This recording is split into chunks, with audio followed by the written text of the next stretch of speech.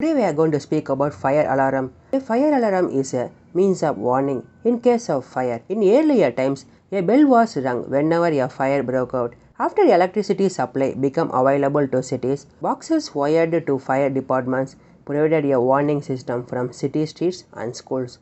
Most modern fire alarm systems are automatic, consisting of devices that at a certain temperature either sound an alarm or report to a central office such as municipal fire station. Another type of alarm is set off by a photoelectric cell activated by smoke. First electric alarm system was invented by William Channing and Moses Farmer in 1851. Okay guys, thanks for watching.